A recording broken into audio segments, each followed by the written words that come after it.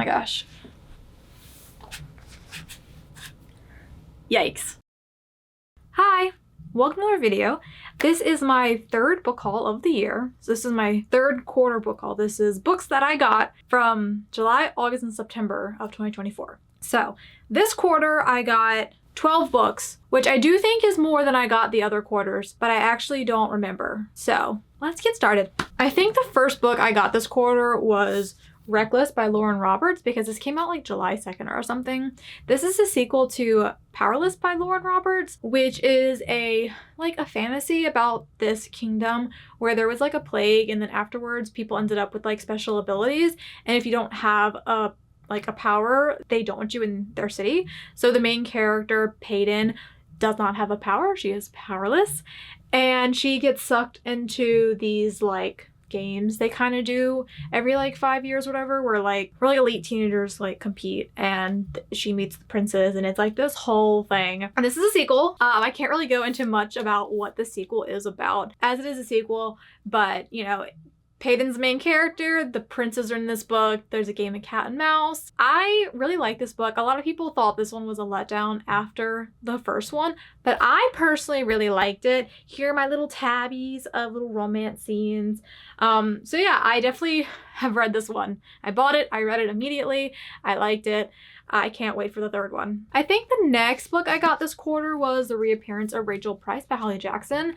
And I remember in my last book haul video, I talked about buying this on Kindle because there was a Kindle deal and I wanted to read it, but I didn't want to buy a physical copy at the time. Well, then I saw it at Walmart for like $15, I think. And you know, typically hardcovers are like over $20 or even like $30. So I got it. And I have also read this one. I just read this one a couple weeks ago. So this is Holly Jackson's new release. It's a YA like thriller mystery about this girl named Belle, and her mom goes missing when she's like a baby or a toddler, and she's the only witness. And then 16 years later, her mom's still missing. Her and her family are doing a documentary, and her mom reappears. And I really like this book. I don't like it as much as A Good Girl's Guide to Murder, but like the last like 30% was like really, really wild and totally got me with the plot twist. Well, I mean, I guessed like a couple of them, but most of it I didn't guess, and I thought it was really good. So yeah, another book that I bought this year and read fairly quickly. I guess I bought it in July and didn't read it till September, but hey, I still read it before I'm doing this video. So that's good. Oh, ratings. I gave this one 4.5, I think. And I also gave this one 4.5. Or did I give Reckless 4? I don't even remember anyway. And then I think the next book I got was A Novel Love Story. I'm doing so great so far because I also read this one. So this is Ashley Poston's newest book. She also wrote A 7-Year Slip, which I read last year and really loved. And A Novel Love Story, the main character she's like traveling one night in a storm, and her car like breaks down or whatever in this town, and it ends up being a town from her favorite romance series. It's fictional, and all the characters from the books are also in the town. And I really loved that premise. That's like every bookworm's dream. But I felt this book really fell flat. I feel like it focused way too much on the book characters in the book than on the actual like main characters of this book. And I also felt like it wasn't edited very well. And yeah, I didn't love it. I still love the premise, and I think I'll continue reading her books, but this one was just like not it for me. But the small town atmosphere was really good, and I did like the story she created in the like book world in this book. So like that part was good. I just didn't really like I liked the main character, didn't like the chemistry with the romance lead, and didn't feel like there was like enough of her in this book. But that's another book I bought this year and read. I'm doing fantastic. And then I think the next book I bought was Summer Romance by Annabelle Monaghan, another book that I bought this year and read. Pat on the back me. This is about this woman whose mom passed away, and then her husband asked for a divorce. So she's been like depressed, living in sweatpants, but one day she puts on real pants, goes to a dog park, her dog pees on someone. It's a meet cute. And this book has like so much going on in it. It's like not just a summer romance. She's like finding herself and finding her footing as a single mom and going through a divorce, and she has this like friendship with this neighbor, and she has this relationship with this guy, and she has this best friend, and she's like figuring out her career. And there's just like so much going on in this book. It's so much more than a summer romance, and I cried while reading this book. This is one of my favorite books I've read this year. 5 stars. Really loved it. Worth buying it. Look at me, I'm 4 for 4 right now. I'm doing so great. Another book that I got over the summer was All the Dangerous Things by Stacey Willingham. And I actually didn't buy this book. I'm in Sarah Caroli's like Patreon book club, and she did an unhaul over the summer, and she was like, hey, does anyone want these books? And obviously a lot of people wanted books, and I was one of those people. So Sarah very kindly mailed me this book, which was like so great of her. And I did pretty much read it immediately after she sent it to me, and I did like it. I didn't like love it. It's not like my favorite like mystery or thriller, but I did enjoy it. And the premise of this one is that this woman's child, like a baby, disappeared from his crib one night, and it's been like a year and there's been like no leads or anything, and she's been like doing her own little investigation kind of. She goes around to like crime cons and events and stuff and like tells her story and like looks into all the people that are attending, and she's like trying to like piece together what happened on her own. I don't know what else to say about it. That's kind of the book. There is like a dual timeline between like now when she's looking for her son and like her own childhood. And yeah, going into this book, I thought it was gonna be like a thriller, but it was actually more of like a mystery and more like psychological than anything else. And so it was kind of just a different direction than I thought, but I did enjoy it. I think I gave this one 4 stars. I think I gave the other book I read by this author, Flicker in the Dark, 4 stars as well. I like her writing enough that I think I'll keep reading her books, but she's not like a favorite author of mine, if that makes sense. The next 3 books that I hauled, I have not read yet, so I'm breaking my streak here. I think this is going to be like a new little tradition that my boyfriend and I have, where we go to Barnes & Noble Labor Day weekend, because we did that last year, and I think I bought 6 books last year. This year I had control and I only bought 3. And it was 2 books that I went there with the intention of buying and like 1 extra one I picked up. And that is books for spooky season. So like the time we are in now, like it is spooky season. It is spooky season, and I'm very excited to get to these books. So one of those is Craven Manor by Darcy Coates. This is a horror author that I really enjoy her books. I read a few different ones from her, and they're kind of hit or miss. Like some I really like, some I don't like as much, but I still am entertained like a lot by her books, and I think they're pretty spooky. And so most of her books revolve around a haunted house. So this one is also about a haunted house. This man, Daniel, like really needs a fresh start, and one day this like note is slipped under his door about like a groundskeeping position at a haunted house, and he really needs that job, so he takes it, and he's living like on the grounds of the manor, but like in the groundskeeper's place. And I guess spooky things happen. I have not read this one yet, like I've said, but I'm looking forward to it. I'm hopefully going to start it tonight. And yeah, that is going to be my strictly horror book that I read this October. The other book I went to Barnes & Noble with the intention of buying was Halloween Party by Agatha Christie. I've read a couple Agatha Christie books. I've read Death on the Nile and Then There Were None. And she's like such a classic author, and her like mysteries and stuff are like what so many of the current mysteries and thrillers are like based on and like pull inspiration from. So I definitely want to read more of her books to like see where all the modern books I read pull inspiration from. And so this is the perfect one to read for Halloween season.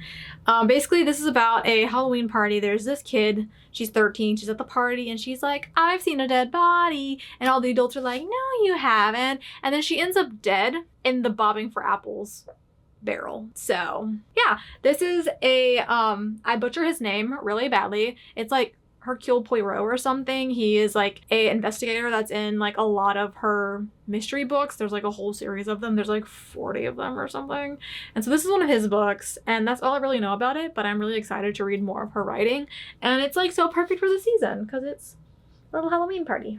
And then the third book I got that day was one that I just like happened to see while I was browsing, and that is The Final Girl Support Group by Grady Hendrix. And so this is like it's kind of like a thriller, but I think it's kind of like a lighthearted thriller.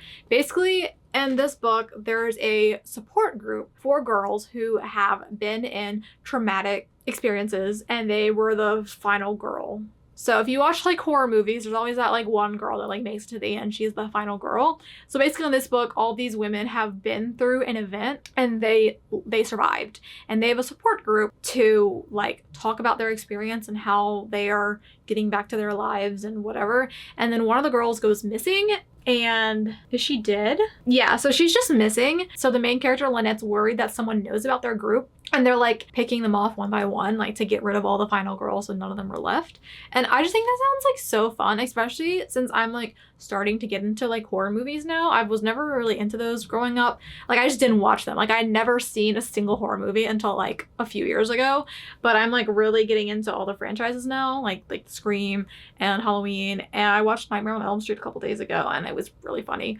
So yeah, I'm thinking this one's gonna be really fun to read. And then the paperback of of Fourth Wing came out, and I had to get one because I did not get a first edition of the Fourth Wing hardcover. So I do not have the edition with the sprayed edges. But the first edition of the paperback does have sprayed edges.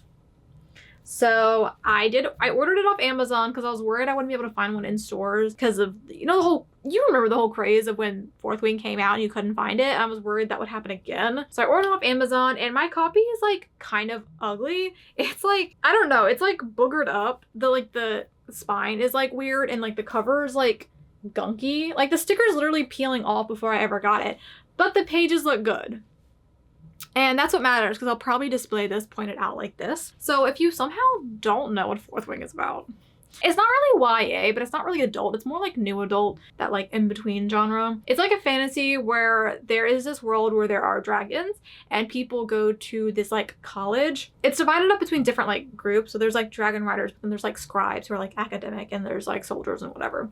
So the main character of this book, Violet, always thought she'd be a scribe, but then her mom, who was like the general, made her be a dragon rider. So she's going through this school to be a dragon rider, and it's very, very dangerous. Like the whole point of like going through this dragon rider education is to like weed out the weak people. So most of the people die. So it's very dangerous. Of course, her mom's a general, so Violet herself's a target. And I really, really liked Fourth Wing. I thought it was a very good book. And I'm someone who's like loved fantasy when I was younger, like in middle school, and I'm like slowly getting back into it. And I feel like Fourth Wing was a big part of me getting back into fantasy. And so I really loved the book, and I actually liked the sequel too. A lot of people had problems with it. I still liked it. I don't think it was as good, but yeah, I liked it, and I'm very glad to have a special edition, not even special edition, just like a first edition of at least the paperback, since I couldn't get a special hardcover. My hardcovers are right here. I did get the hardcover of the second one, so it has like the black edges, but like the dragons are better than the black edges, so. And then right before September ended, I did go to a couple bookstores. They were used bookstores at least, and I did get 3 new books. 2 I was looking for, 1 that I was not. There's this used bookstore by where I used to live, like when my boyfriend and I lived in a townhouse before this one, and this bookstore opened like the month we were moving, and it's a good thing because otherwise I would have been there all the time because it's literally across the street from where we lived. But anyway, I went there to browse around for Bridgerton books, but they didn't have any, and I hate leaving empty-handed because the guy who owns the place is like always there and he's so nice. But then I found a copy of Kingdom of the Wicked at a used bookstore, and it's the first of the series. So like finding a used copy of a popular series, the first one in the series, that's kind of rare. And I've seen a lot of people talk about the series, and so I bought it, and I don't even remember what it's about, like at all. Oh, that does sound good. So it's about this world where there's witches. So the main character is Amelia, and she has a twin sister, Vittoria, and her sister disappears and is found dead. And so Amelia tries to find out what happened to her sister. And then one of the wicked, there's these wicked, I have heard this part about the book where it's the seven deadly sins or whatever, I think. So she meets Wrath, who's one of the wicked, Prince of Hell, and he claims that he's gonna help her, and she's kind of weary of it, but she goes along with it. Anyway, that sounds really good, and I'm excited that I found a used copy of it, and it's a cool cover too. And then I went to another used bookstore to look for the Bridgerton books, and I, like everyone else, have watched the show. I love the show. And so I started reading the books. I didn't start the show until the second season came out, so I watched the first and second season back to back, and then I bought the books and read them pretty much immediately after I watched it. I like the books. They're not they're all 4 stars for me. I enjoy them, but they're not super great, and I kind of forget that I've read them, but I still plan on continuing the series. And it's hard to find used books when the show is out. So I, had bought I somehow found the first 2 used not long after the second season came out, read them. And then a few months after that, I bought the 3rd and 4th book, because by then the announcement about the 3rd season was out, that the 3rd season was Colin's season. Well, in the books, he's the 4th book. So I bought books 3 and 4 so I could read both of them to get to his season when he came out. Well, the 3rd season came out this year. So I read books 3 and 4, the month the show came out, watched the 3rd season. I love the 3rd season. And yeah, I've been looking for some more copies of it used, but when the show comes out, when there's a new season coming out, you can't find used copies because everyone's buying them to read it. You have to wait a few months, and then people are getting tired of it or they don't like it, and then they put them back in the used bookstore, and then that's when you can get your used copies. So I got more books. So if you don't know what Bridgerton is about, it is a Regency era romance series, but it's modernly written. The books were written in like late 90s, early 2000s. So they're like easy to follow, like language wise, because it's written in like modern English, but it's about like a different society. So I had never really thought about this because I have watched and read Regency stuff before, but like for people who don't know anything about that, like watching the show, it takes a while to like catch up to like the society rules and stuff.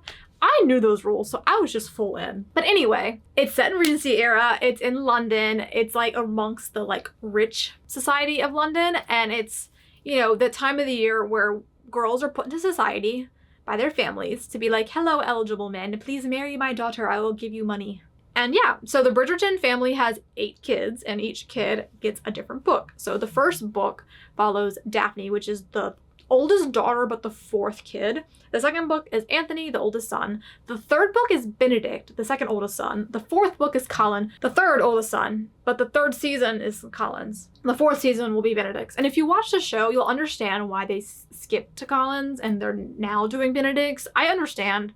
But anyway, I bought the 5th and 6th book. So the 5th one is Eloise, and that one is To Sir Philip with Love. And the 6th one is When He Was Wicked, which is Francesca's book. So Eloise is the second oldest daughter, the 5th kid, and Francesca is the 3rd daughter, the 6th kid. Yeah. So I don't know if I should talk about the plots of these or not. I know Eloise is like was kind of introduced at the end of book 4, which is just she's writing to someone like via letters, and she like runs off with this guy, and like this plot is like, yeah, them together. Francesca's, so I don't even want to talk about her story because I feel like I know stuff about it from the previous books, but I also know stuff about it from seeing people spoil it online. So I'm just not going to talk about Francesca's book. There's a love interest, but then there's like another guy, and that's all I'll say about her book. Anyway, those are the books I got. So I got, what did I say, 12? Of the 12, I've read 1, 2, 3, 4, 5. Of the 12, I've read 5 since I bought them. And then one of them was just a second copy of a book I already own. And then 1, 2, 3. So that leaves 6 books that I bought and haven't read, but I do plan on reading 3 of them the month of October. So I think that's pretty good. I think the best this quarter than any other quarter this year of like reading the books I'm buying. And that's something I was trying really hard to do going into this year. I was trying to my goal was to buy a lot less books, both money-wise and space-wise. I'm running out of room in my room for books. And so I wanted to buy less books this year, and I was trying to focus on buying books that I was going to read soon. And I feel like I did a good job doing that in this quarter. So I'm proud of myself. But yeah, those are the 12 books that I bought. I'm sorry if I've been really fidgety. I have a bug bite like on my ankle that I can't stop scratching. So every time I'm like this and go like this, it's because I'm scratching my ankle because it's driving me insane. Anyway, that's the end of this video. Those are the books I bought. I am hopefully going to read those 3 spooky books in the month of October, and I do plan on filming a reading vlog for at least some of them, if not all of them. I also have some books on my Kindle that I want to read for spooky season, so I'm not sure what will be in that reading vlog, but I will be doing a spooky themed reading vlog for the month of October because I love spooky season so much. My room is decorated, as you can see. I do have a video where I filmed decorating for Halloween. I decorated on September 1st for Halloween, not fall, Halloween. And yeah, I'm wearing one of my new spooky shirts that I got this year from my favorite designer that I buy stuff from her every spooky season. So this is the front. And then the back is cute. One of the reasons I got this one is because of the back. I thought it was really cute. So yeah, thank you for watching. I hope you watch more of my videos, and yeah, bye.